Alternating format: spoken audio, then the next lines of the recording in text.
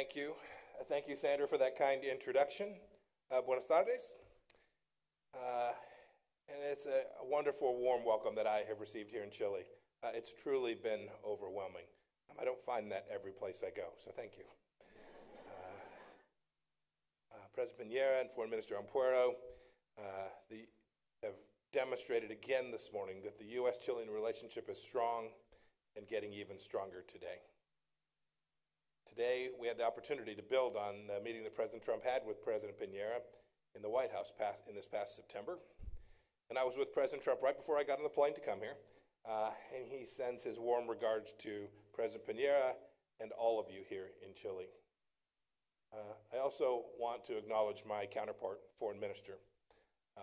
We have become good friends. The Chilean members of Congress are here. Thank you. The diplomatic corps that has joined us, distinguished guests. Thank you all for being here today. I want to make sure that the message that I share with you today is taken just the right way, and your presence gives me the opportunity to do that. You all know the beauty of this place, this landscape. It is really awe-inspiring. From the Andes to the beautiful lands up north, to Easter Island, to Patagonia, and all of the wonderful, gorgeous, special places in between. Just like the American West, it's rugged. It's clear, true, that Chileans are people of extraordinary talent, of extraordinary vigor and bravery, not only because they settled such terrain, but because they built a true republic on that terrain. One of the first leaders of the Chilean nation was Andrés Bello, who reminds me a bit of a Chilean Thomas Jefferson. For one thing, he's on your currency, and that's for a good reason. He was a diplomat, a statesman, a founder of the University of Chile, and the principal author of the Chilean Civil Code. Today, our embassy in Santiago proudly sits on Avenida Andrés Bello. And that should tell us something.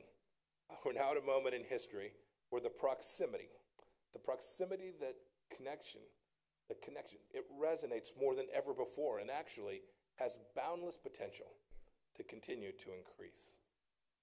That's the subject of my remarks today.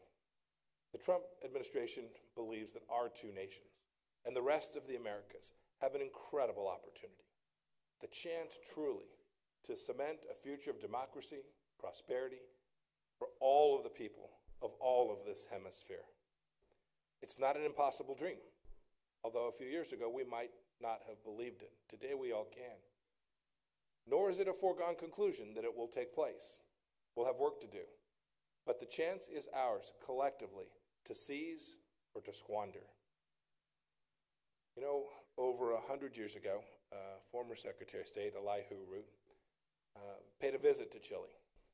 At that time, he saw the remarkable economic changes that were taking place in the region, and he said that there is seen in South America the dawn of a new life, which moves its people as they have never been moved before.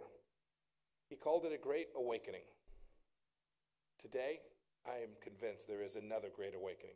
It's happening right here in South America. And it's not just an economic one, although that's an important element of it. Just look at the once unthinkable changes that have taken place in Chile and other countries. Chile made the transition peacefully to a democratic nation and embraced competition, free markets, and capitalism. Chile champions transparency. Chile is a leader in the role. Chileans did all of that. And look how it's borne fruit for your country. You've reduced poverty more than any other Latin American nation, from 36% in the year 2000 to less than 9% today. You've diversified your economy, and the United States is grateful to have benefited from that economic diversity. Since we signed a trade agreement back in 2004, trade between our countries has nearly quadrupled. You've done all of this under different political parties of different stripes. Our nation's respective political cycles may not always align perfectly, but the underlying relationship is rock solid, based on a foundation much deeper than politics. Many countries on this continent are following Chile's example. A generation ago, many South American countries were military dictatorships. And even after those regimes ended, many of the continent's democracies were saddled with corrupt leadership. Well, that's no longer the case. A wave of democratization is sweeping the continent, and it's coupled with anti-corruption movements and a healthy dose of something no nation can live without: common sense. Brazil citizens said enough is enough to the corrupt ruling class. They'd seen the scandal. They'd seen how rotten their government had become, how big business colluded with politicians to the detriment of the poor and of the middle classes. And voters in Brazil said no more. They opted, rather, for law and order and ditched the status quo in favor of action. Peru. Peru has been fighting public corruption as one of its top priorities, too. We saw this effort come to fruition last year during the Summit of the Americas, and the signing of the Lima Commitment. Meanwhile, the Colombian miracle greatly strengthened institutions in that country. Colombians now benefit from a more independent judiciary. They've seen expansion of modernized world-class businesses.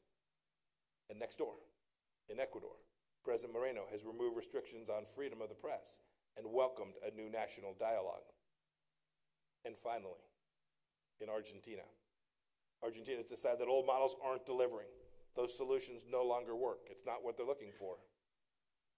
There's a saying in English, and probably in Spanish too, I'll do it in English today, that what is popular isn't always right, but what is right isn't always popular. President Macri is doing the hard work of trying to reform his economy. We thank him for that. His people will be better off for it. The government there is taking difficult but important steps to build sustainable growth.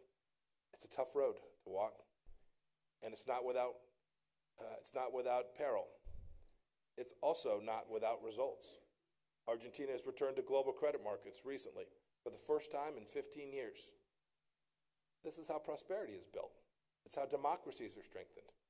Voters opting for bolder visions, countries fighting their own internal challenges, building on strong external relationships. We cannot miss how important this momentous time is. You should know that the Trump administration is not just talking, we're acting in support of this. Because this is all encouraging progress, and democratic nations around the world rightfully deserve our support. The question is how. Some leaders, even as recently as a few years ago, have come here and declared their intentions. But they were all talk and no action. We'll never do that. The Trump administration will not make that same mistake. You can already see through the concrete steps we've taken. President Trump, Vice President Pence, and I have all crisscrossed the region, and we'll be back more. My first trip this year, was to President Bolsonaro's inauguration in Brazil. After leaving Chile today, I'll be heading to Paraguay. It's the first time a Secretary of State had visited Paraguay since 1965. Can any of you recall who was Secretary of State then? That tells you it's been too long. And then I'll head on to Peru and to Colombia. You know, less than a month ago, President Bolsonaro visited the White House. He didn't come there for just the photo op. We signed a major technology safeguards agreement that will allow us to launch satellites from Alcantara. It was 19 years in the making. Another agreement will allow market access to American farmers in Brazil, and a third will pave the way for Brazil to become a major non-NATO ally. These are enormous steps of partnership. Elsewhere, President Trump has praised what he called a new day in Latin America, and he has shown that he means it by leading the way on trade for all of us.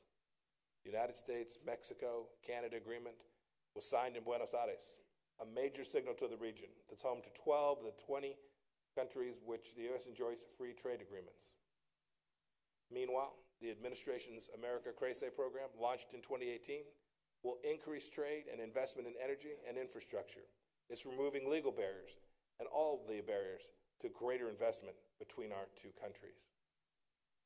And then there's the Caribbean. Deputy Secretary Sullivan, my deputy, is sitting today, even as we speak, in the Caribbean, working with leaders in that part of this region. When President Trump met with many from the same group recently, one of them remarked that it was the first time in decades they'd seen a U.S. administration so engaged in the Western Hemisphere. He described the meeting as one of a much broader piece of an American initiative. We think he had that right. You should know that we have an important task, each of us, to cement these hemispheric ties and support good trends.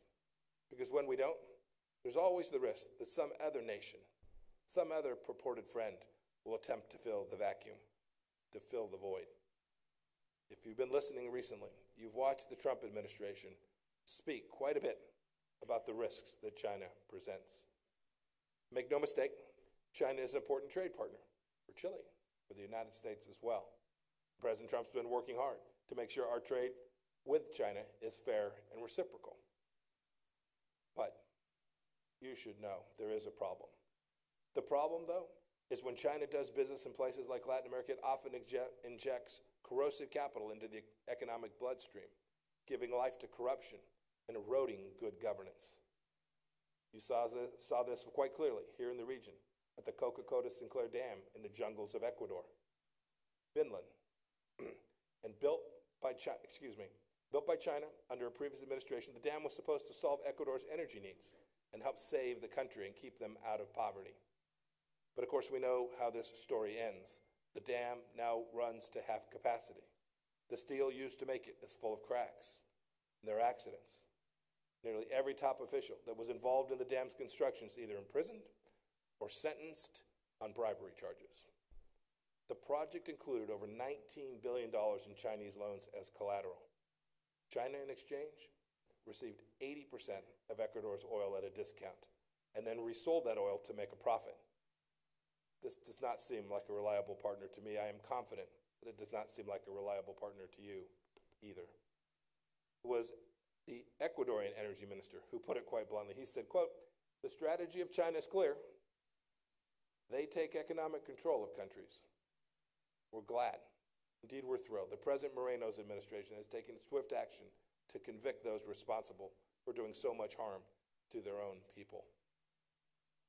The United States will always encourage Latin American partners to avoid these debt deal traps. Also consider Venezuela. I spoke with President Piñera at length about this today. China's bankrolling of the Maduro regime helped precipitate and prolong the crisis in that country. China invested over $60 billion, with no strings attached. Well, it's no surprise that Maduro used the money to use for tasks like paying off cronies, crushing pro-democracy activists, and funding ineffective social programs.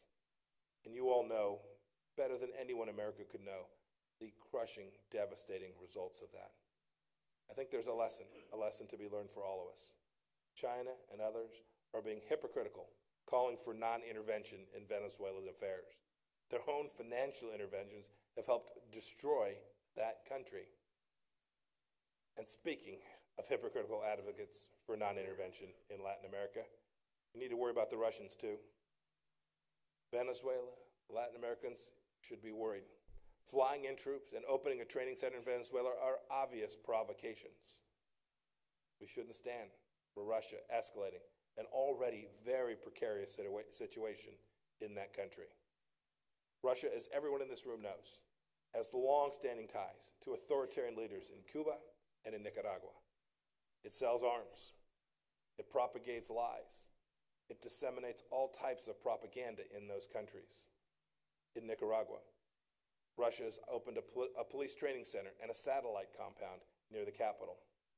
Like China and Venezuela, the results of Russia's involvement in Nicaragua, to put it mildly, aren't good. The citizens of Nicaragua, they're suffering. They're suffering at the hands of leadership that engages in blatant human rights abuses, stifles free speech, and refuses to admit its own extraordinary incompetence. But the good news for all of us, is that South American countries are pushing back against this external meddling. The Inter-American Development Bank, celebrating its 60th anniversary, canceled its meeting in Chengdu. It did this for the basic reason that China had refused to grant a visa to Venezuelan Juan Guaido's official representative. And countries like Paraguay, meanwhile, are staffing up for their own interests and beliefs by supporting a democratic Taiwan. And the Lima Group countries, I cannot say enough about how they have stood up. They're seeing Russia and Cuba for what they truly are. They were opposed to China's efforts at the United Nations to protect Maduro in Venezuela. You know, perhaps the best news is that all these bold steps represent a fundamental shift in regional leadership. It's part of a trend in countries that have voluntarily stepped up to support peace, to support prosperity, and freedom throughout this hemisphere. Another great example in Chile, along with Colombia. Each of you helped launch a new regional integration forum called PROSUR. Free of both bureaucracy and inflexible ideology, it will facilitate cooperation in areas of infrastructure and healthcare and management of natural disasters. This is an important step for this region. Last month, President Piñera hosted the first gathering of South American heads of state in 5 years. The United States commends him for taking this incredibly important step. The United States wants to partner.